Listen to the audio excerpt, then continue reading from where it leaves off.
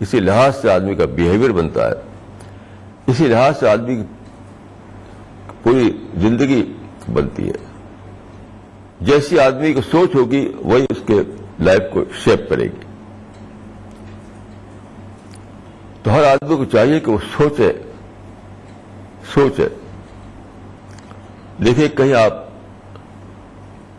ایک سلوپ ہے, اس کا جیسے پہاڑ ہے, پہاڑ کے اوپر سے جب پانی چشمے نکلتے ہیں, برف پگھلتی ہے, چشمے نکلتے ہیں پہاڑ کے اوپر سے, وہ نیچے بہہ کر کے آتا ہے. تو آپ جانتے ہیں کہ پہاڑ کوئی ایسی روڈ کی طرح ہوتا نہیں, کہیں اونچا کہیں نیچا کہیں سیدھا کہیں ٹیڑھا. اسی کے لحاظ سے وہ چشمہ جو ہے چلتا ہے. اس زمین کا اونچا نیچا جو ہے وہ اس کا راستہ بناتا رہتا ہے. تو انسان کا معاملہ ایسا نہیں ہے کہ زمین کا اونچا نیچا جو ہے وہ اس کا راستہ بناتا رہے. یعنی حالات آدمی کو کنٹرول کرے وہ انسان نہیں ہے. انسان خود سوچتا ہے, سیلف تھنکنگ ہے انسان کے اندر. تو اپنی سیلف تھنکنگ کو آدمی کو ڈیولپ کرنا پڑتا ہے. گویا کہ آخرت رخی زندگی کی جو بگننگ ہے وہ یہاں سے ہے کہ آپ اپنے اندر سیلف تھنکنگ ڈیولپ کریں. یہاں سے بگننگ ہے. یعنی سوچیں, اپنی ڈی کنڈیشننگ کریں, اپنا اورینٹیشن کو ٹھیک کریں, اپنے پرائرٹیز کو ٹھیک کریں. بہت بڑا مسئلہ ہے پرائرٹیز کا. تو آپ کو خدا کو پیراڈائز کو اپنی پرائرٹی کے طور پہ لینا پڑے گا. اگر آپ یہ چاہیں کہ دنیا کی چیزیں جو ہیں ان کو بھی پوری پرائرٹی کے ساتھ لیے ہوئے ہوں اور خدا کو بھی لے لیں, تو یہ پاسبل نہیں ہے. تو آخرت اورینٹڈ لائف کا مطلب یہ ہے آخرت کو اپنی پرائرٹی بنانا. آخرت اورینٹڈ لائف کا مطلب ہے آخرت کو اپنی پرائرٹی بنانا, یعنی اولین ترجیح دینا. پرائرٹی کا مطلب ہوتا ہے اولین ترجیح دینا. کیونکہ آپ جانتے ہیں کہ آدمی ہر مومنٹ, ہر لمحہ ایسا ہوتا ہے کہ کئی چیزوں میں اس کو کسی ایک کو لینا پڑتا ہے, ایک کو چھوڑنا پڑتا ہے. جیسے آپ راستہ چل رہے ہو تو ایک راستہ ادھر جا رہا ہوگا, اس راستہ ادھر جا رہا ہوگا. تو آپ کی جو ڈیسٹینیشن ہو اسی کے لحاظ سے آپ یا تو ادھر جائیں گے یا ادھر جائیں گے. تو زندگی اسی کا نام ہے. ہر وقت زندگی جو ہے, ہر وقت آپ کو ایک فیصلہ لینا پڑتا ہے کہ ادھر جائیں کہ ادھر جائیں, یہ کریں کہ وہ کریں, ایسے بولے کہ ویسے بولے, ایسے سوچے کہ وہی سوچے. تو انسان کو یہ کرنا پڑتا ہے کہ خود اپنے آپ کو خود شیپ کرنا پڑتا ہے. اس کو پانی خود نہیں شیپ کرتا اپنے آپ. پانی کا راستہ جو ہے وہ زمین کی اونچ نیچ سے بنتا رہتا ہے, لیکن انسان اپنے آپ کو خود شیپ کرتا ہے. انسان کو اپنے اندر سیلف شیپنگ پروسیس چلانا پڑتا ہے. اگر پانی کی طرح ہو جائے آدمی کہ جو باہر کے جو جیسی سچویشن ہے, جیسے حالات ہیں ویسی زندگی بھی بنی چلی جا رہی ہے, تو آدمی نہیں ہے پھر وہ تو اینٹ پتھر ہے. وہ انسان تو سوچتا ہے, سوچ کر اپنا راستہ بناتا ہے, سوچ کر اپنا اورینٹیشن بناتا ہے. تو ہر آدمی کو یہ کرنا ہے کہ اپنے اندر وہ سوچ کو جگائے, سوچ کو جگائے. کیونکہ دیکھیے اس دنیا میں کیا معاملہ ہے. آپ قرآن کو پڑھیں تو آپ دیکھیں گے کہ جب خدا نے انسان کو بنایا تو اسی وقت شیطان نے ایک چیلنج دے دیا, کیونکہ شیطان دشمن بن گیا انسان کا. اس نے کہا کہ لا تلکنّ ذریتہم الا قلیلا,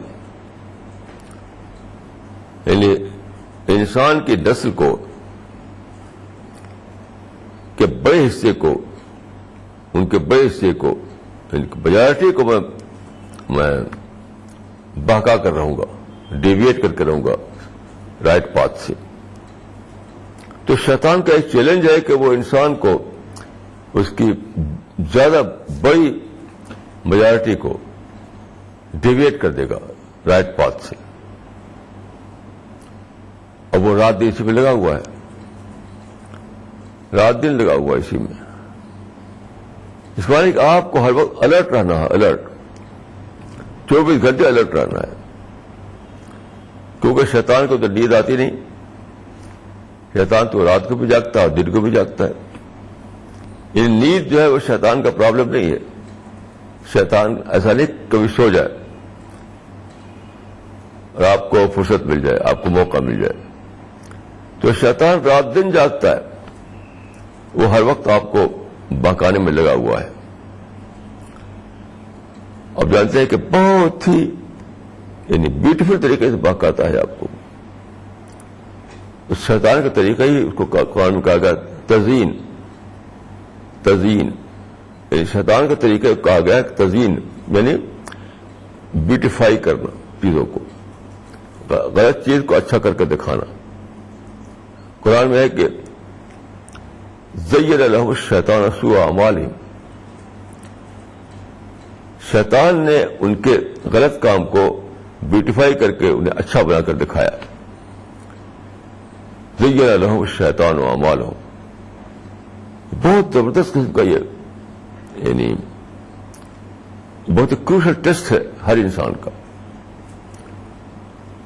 کہ شیطان غلط چیز کو بیوٹیفائی کر کے دکھائے گا.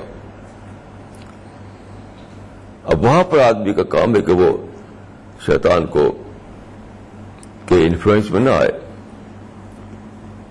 شیطان کے انفلوئنس میں نہ آئے.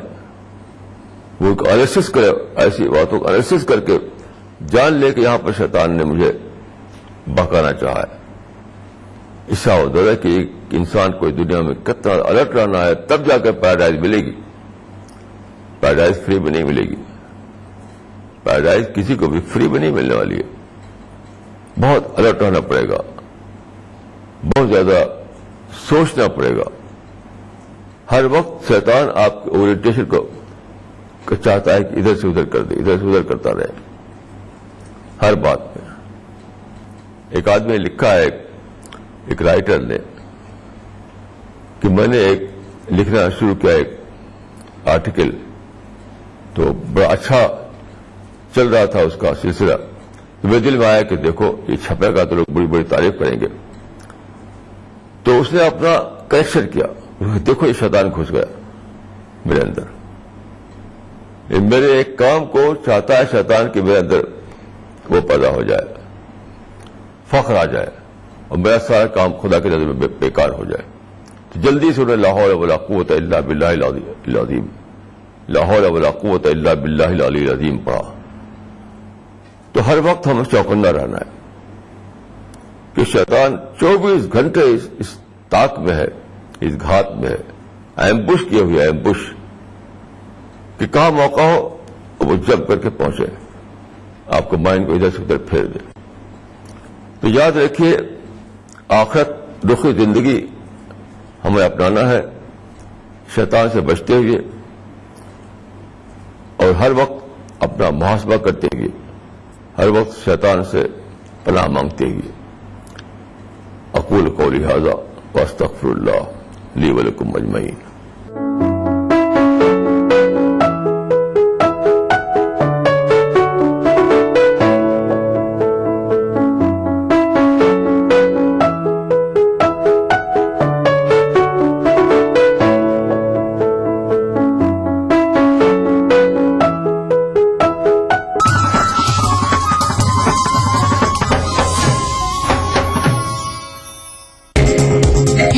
اردو پر اگلا پروگرام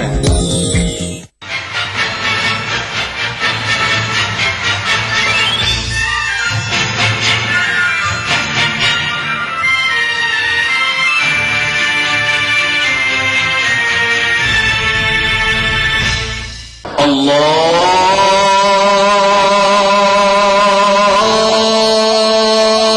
اکبر اللہ اکبر الشيطان الرجيم. بسم الله الرحمن الرحيم. سبح لله ما في السماوات وما في الأرض وهو العزيز الحكيم. يا أيها الذين آمنوا لم تقولون ما لا تفعلون؟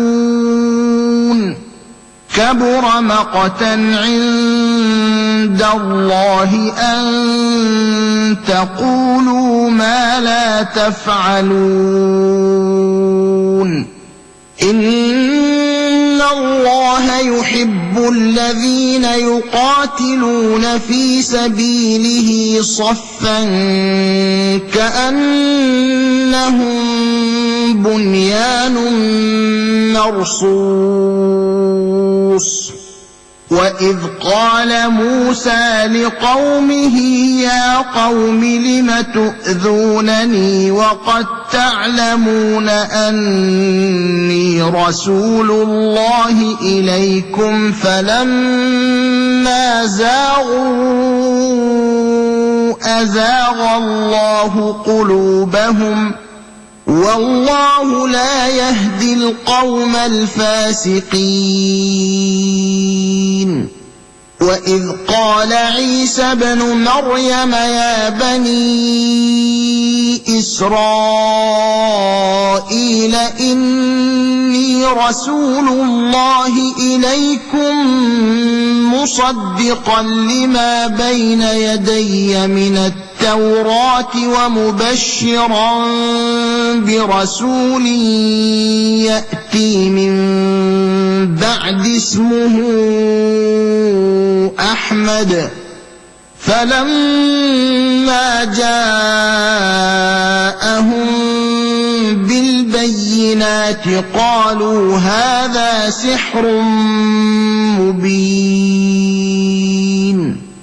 ومن أظلم ممن افترى على الله الكذب وهو يدعى إلى الإسلام والله لا يهدي القوم الظالمين. يريدون ليطفئوا نور الله بأفواههم والله متم نوره ولو كره الكافرون. هو الذي أرسل رسوله بالهدى ودين الحق ليظهره على الدين كله ولو كره المشركون. يا أيها الذين آمنوا هل أدلكم على تجارة تنجيكم من عذاب أليم؟ تؤمنون بالله ورسوله وتجاهدون في سبيل الله بأموالكم وأنفسكم ذلكم خير لكم إن كنتم تعلمون. يغفر لكم ذنوبكم ويدخلكم جنات تجري من تحتها الأنهار ومساكن طيبة في جنات عدن ذلك الفوز العظيم. وأخرى تحبونها نصر من الله وفتح قريب وبشر المؤمنين. يا أيها الذين آمنوا كونوا أنصار الله كما قال عيسى ابن مريم للحواريين من أنصاري إلى الله قال الحواريون نحن أنصار الله فآمنت طائفة من بني إسرائيل وكفرت طائفة فأيدنا الذين آمنوا على عدوهم فأصبحوا ظاهرين. صدق الله العظيم. الله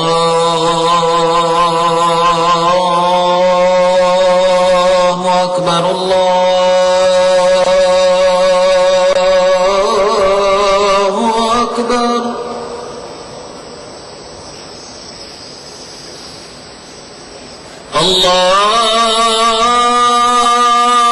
الله أكبر الله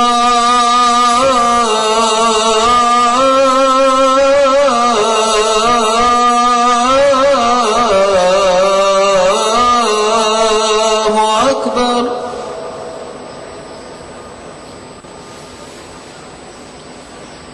أشهد أن لا إله إلا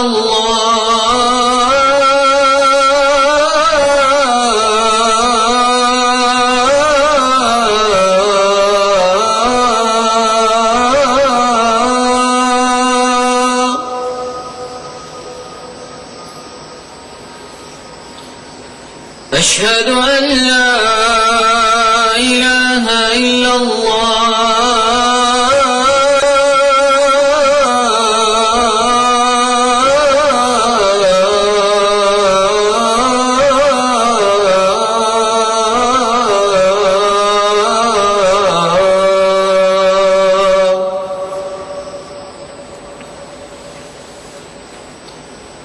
أشهد أن محمدا رسول الله.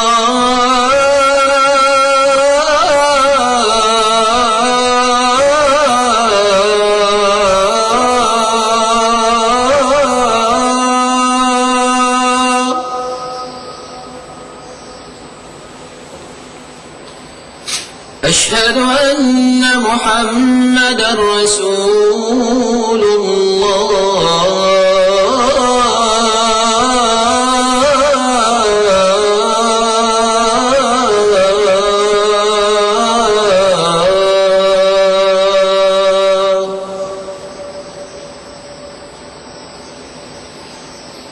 حي على الصلاة.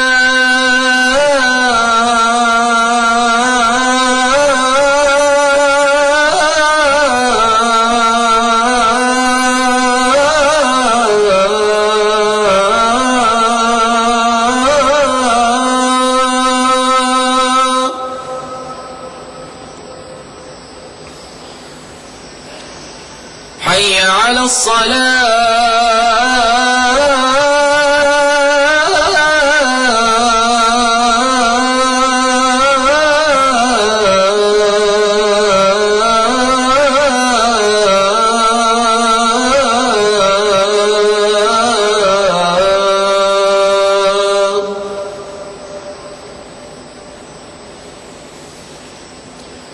حي على الفلاح.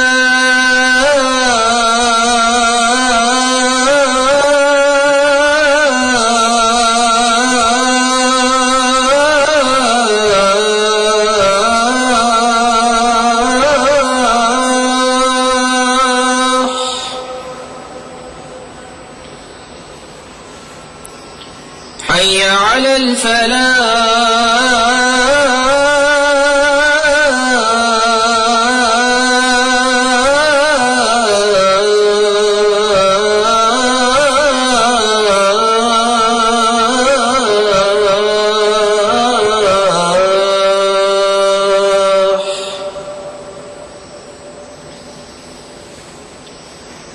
الصلاة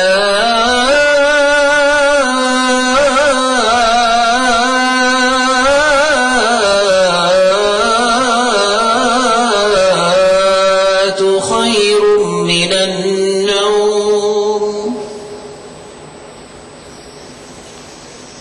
الصلاة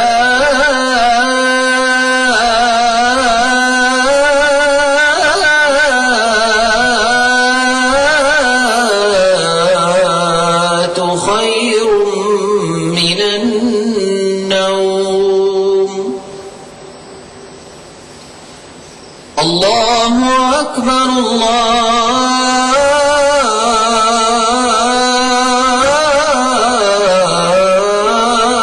الله أكبر لا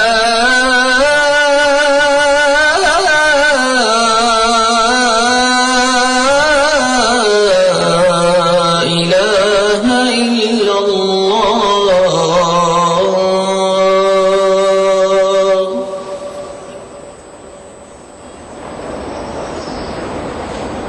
اللهم رب هذه الدعوة التامة والصلاة القائمة آت محمدا الوسيلة والفضيلة وابعثه اللهم المقام المحمود الذي وعدته.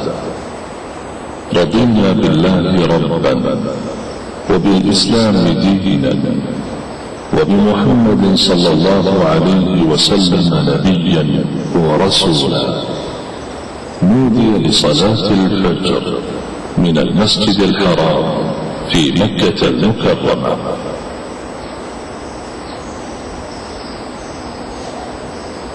بسم الله الرحمن الرحيم، والحمد لله رب العالمين، والصلاة والسلام على أشرف الأنبياء والمرسلين نبينا محمد وعلى آله وصحبه أجمعين. اللهم أنت ربي لا إله إلا أنت، خلقتني وأنا عبدك، وأنا على عهدك ووعدك ما استطعت. أعوذ بك من شر ما صنعت، أبوء لك بنعمتك علي وأبوء بذنبي فاغفر لي، فإنه لا يغفر الذنوب إلا أنت يا رب العالمين. اللهم حبب إلينا الإيمان وزينه في قلوبنا، وكره إلينا الكفر والفسوق والعصيان واجعلنا من الراشدين. اللهم ارزقنا حبك وحب من أحبك وحب ما يقربنا إلى حبك يا ودود ويا مقصود ويا ذا الكرم والجود. اللهم ارزقنا حب نبيك وصفيك وخليلك محمد صلى الله عليه وسلم، وحبب ما يقربنا إلى حبه، واسقنا من حوضه شربة لا نظمأ بعدها أبدا، وأنت الكريم العظيم يا خير من سئل وأكرم من أعطى. الله أكبر الله أكبر أشهد أن لا إله إلا الله أشهد أن محمدا رسول الله حي على الصلاة حي على الفلاح قد قامت الصلاة قد قامت الصلاة الله أكبر الله أكبر لا إله إلا الله. استووا اعتدلوا أقيموا صفوفكم وسدوا الخلل. الله أكبر الله أكبر.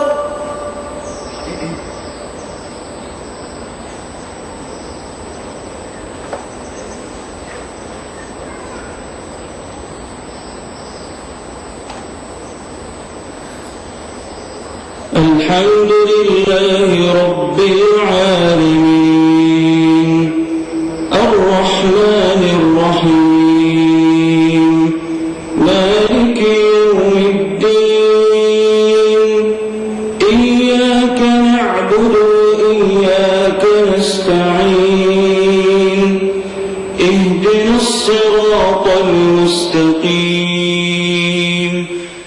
صراط الذين أنعمت عليهم غير المغضوب عليهم ولا الضالين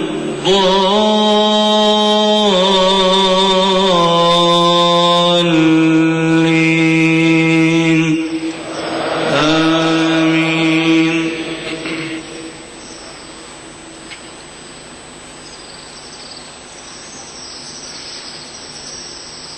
ألا إن أولياء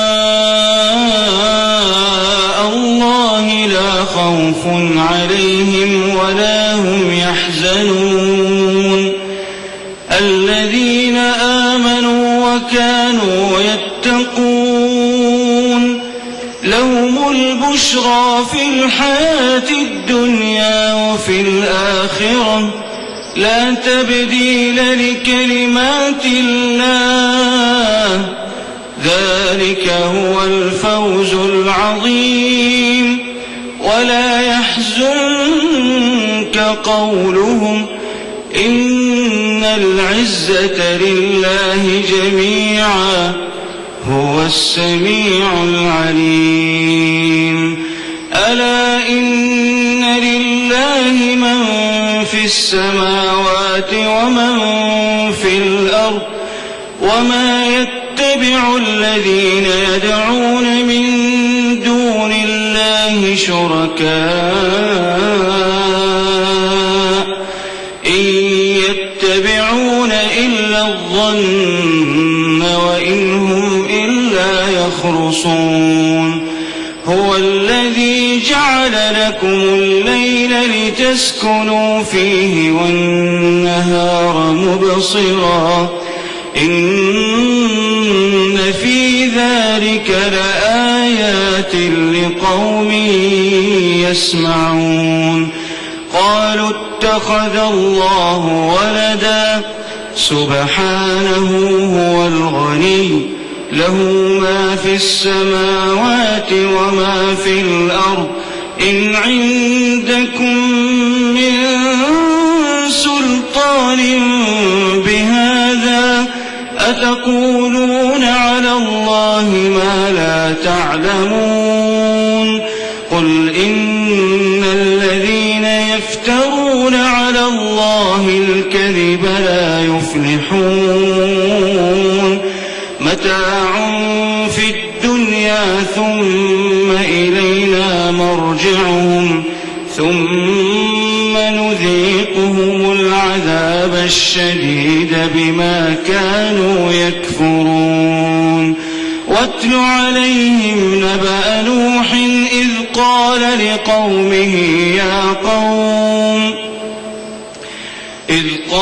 لقومه يا قوم إن كان كبر عليكم مقامي وتذكيري بآيات الله فعلى الله توكلت فأجمعوا أمركم وشركاءكم ثم لا يكن أمركم عليكم غمة ثم قضوا إلي ولا تنظرون. فإن توليتم فما سألتكم من أجر إن أجري إلا على الله وأمرت أن أكون من المسلمين. فكذبوه فنجيناه ومن معه في الفلك وجعلناهم خلائف وأغرقنا الذين كذبوا بآياتنا فانظر كيف كان عاقبة المنذرين. ثم بعثنا من بعده رسلا